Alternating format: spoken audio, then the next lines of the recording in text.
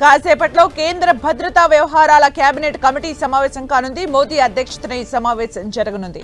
ఇప్పటికే మోదీ వరుస సమీక్షలు నిర్వహించారు. సైనిక సన్నద్ధత, రక్షణ రంగ డేటాను తీసుకున్నారు. అజిత్ దోవల్ తో ప్రత్యేకంగా భేటీ అయి కీలక విషయాలు చర్చించారు.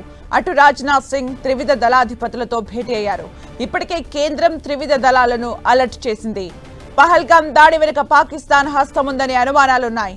దీనిపై పక్కా ఆధారాలతో ప్రపంచం ముందు పాకిస్తాన్ దోషిగా నిలబెట్టాలని కేంద్రం భావిస్తోంది.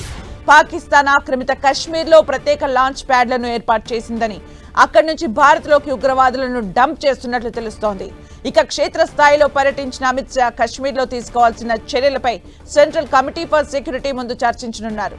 ఇటు త్రివిధ దళాలతో చర్చించిన రాజ్నాథ్ సింగ్ సమావేశం విషయాలను కమిటీ మీటింగ్ ముందు ఉంచనున్నారు.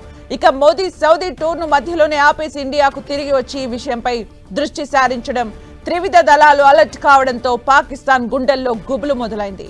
ఇండియా ఎప్పుడైనా అటాక్ చేయొచ్చని వణికిపోతోంది.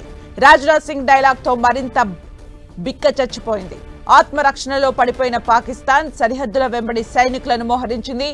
మరోవైపు నిన్న దాడి జరిగిన వెంటనే బార్డర్లో యుద్ధ విమానాలను మోహరించింది. కరాచీ నుంచి రావల్పిండి, లాహోర్కు యుద్ధ విమానాలను తరలించింది. దీన్ని బట్టి దాడి గురించి పాకిస్తాన్కు ముందే తెలుసనే అనుమానాలు వ్యక్తమవుతున్నాయి.